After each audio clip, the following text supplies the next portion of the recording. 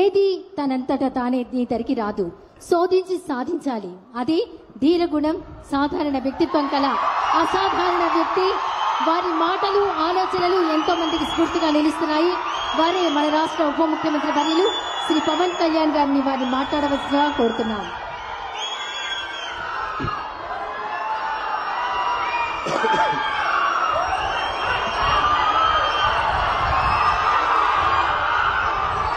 Auto driver సేవలో ఈ కూటమి ప్రభుత్వం ఉంది. ఆ పథకం కార్యక్రమానికి ప్రారంభించేందుకు ఇచ్చేసిన గౌరవ ముఖ్యమంత్రి వర్యులు, దార్శనికులు శ్రీ నారా చంద్రబాబు నాయుడు గారికి నా హృదయపూర్వక నమస్కారం.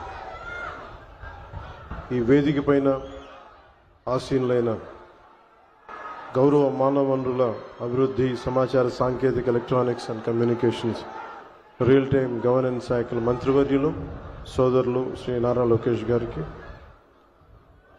రాష్ట్ర బీజేపీ అధ్యక్షులు శ్రీ మాధవ్ గారికి, గౌరవ మంత్రి శ్రీ మండిపల్లి రామప్రసాద్ రెడ్డి గారికి, హెల్త్ మినిస్టర్ శ్రీ సత్యకుమార్ యాదవ్ గారికి, విజయవాడ పార్లమెంట్ సభ్యులు కేసినేని శివనాథ్ గారికి, గౌరవ విజయవాడ సెంట్రల్ శాసనసభ్యులు బోండా ఉమా గారికి,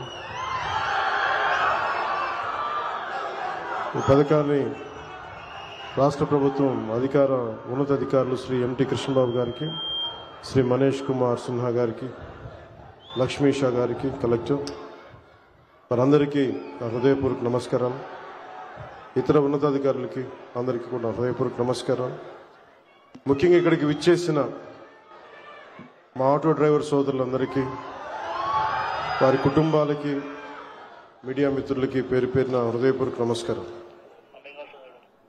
2000 గత ప్రభుత్వం ఉన్నప్పుడు చాలా సందర్భాల్లో గ్రీన్ ట్యాక్స్కి ఇబ్బంది పడుతున్న మా దగ్గర ప్రస్తావించారు. దానిని సంవత్సరంన్నర లోపే ఆ సమస్యను అడ్రస్ చేయడం జరిగింది. అలాగే గత ప్రభుత్వం మనకి మనీ ఇచ్చిన కానీ రోడ్లు పూడ్చలేకపోవటం, మరింత రిపేర్లు రావటం, ఇవన్నీ చాలా సందర్భాల్లో మాట్లాడాను. ముఖ్యంగా స్త్రీ శక్తి ఈ ఉచిత బస్ ప్రయాణం ఈ పథకం కింద ఇది ఇచ్చినప్పుడు మొట్టమొదటిసారి కేబినెట్లో ప్రవేశపెట్టినప్పుడు ముందుగా ఆలోచించింది మీ ఆటో డ్రైవర్ మీ వృత్తి మీ గురించి ఆలోచించాం. ఫస్ట్ ఏదన్నా ఉచిత బస్సు ప్రయాణం ఇస్తే ఆటోలకు ఇబ్బంది అవుద్ది, వారి ఉపాధికి ఇబ్బంది అవుద్ది, అందరూ బస్సులో వెళ్ళిపోతే మా పరిస్థితి ఏంటని ఖచ్చితంగా అంటారనేది ఆ రోజు కేబినెట్లో ప్రస్తావిస్తే గౌరవ ముఖ్యమంత్రి గారు ఒకటే ఇచ్చారు, ఎట్టి పరిస్థితుల్లో కూడా వారిని నిర్లక్ష్యం చేయం, వారికి ఏ సమస్యలు ఉన్నా సరే వారిని ఎలా కాంపెన్సేట్ చేస్తాం దాని మీద కొంచెం సమయం కావాలని మనస్ఫూర్తిగా ఆయన ఆ రోజు చెప్తే మేమందరం బలంగా నమ్మాం. దాన్ని పెట్టుకుని ఈ రోజున మీకు 15,000 రూపాయలు చాలా సంవత్సరాల కాలంలోనే వచ్చిన వెంటనే సంవత్సరాల కాలంలో మీకు 15,000 రూపాయలు మీ అకౌంట్లో పడబోతుంది. దానికి ఆ నిర్ణయం చాలా ఇబ్బందికరమైన పరిస్థితులు ఆర్థికంగా, అలాంటిది మీకోసం 15,000 రూపాయలు ఇంత ఆర్థిక ఇబ్బందులు ఉన్నా కానీ ముందుకు తీసుకెళ్ళి మనస్ఫూర్తిగా నారా చంద్రబాబు నాయుడు గారికి మీ అందరి తరపున హృదయపూర్వక కృతజ్ఞతలు తెలియజేస్తాను. సమర్థవంతమైన నాయకత్వం, ప్రణాళికాబద్ధమైన పాలన ఉంటే ఏ రాష్ట్రమైనా సుభిక్షంగా ఉంటుంది. గడిచిన 15 నెలల కాలంలో గౌరవ ముఖ్యమంత్రి శ్రీ నారా చంద్రబాబు నాయుడు గారి నాయకత్వంలోని కూటమి ప్రభుత్వం ఈ విషయాన్ని పదే పదే నిరూపించింది. ఆ క్రమంలో ఇందాక మీకు చెప్పినట్టుగా ఆడపడుచులకు ఇచ్చిన మాటలు నిలబెట్టుకునే పరిస్థితుల్లో మీకు ఆటోలు, క్యాబ్లు నడుపుకుంటూ జీవనం సాగించే వారిపైన ప్రభావం చూపించింది. అందుకనే ఈ రోజున 15,000 రూపాయలు మీకు ఇచ్చి మీకు చిన్నపాటి వెన్నుదన్నుగా ఉన్నామని తెలియజేసుకుంది కూటమి ప్రభుత్వం. అలాగే ఎన్నికల ముందు నేను పిఠాపురం పర్యటనలో నేను ఆటోలో ప్రయాణించినప్పుడు ఆ ఆటో డ్రైవర్ నాకు సందర్భంగా చెప్పారు, ఆటో డ్రైవర్ సోదరులకు ఎదురయ్యే ఇబ్బందుల్ని మాకు ప్రత్యేకించి వివరించారు.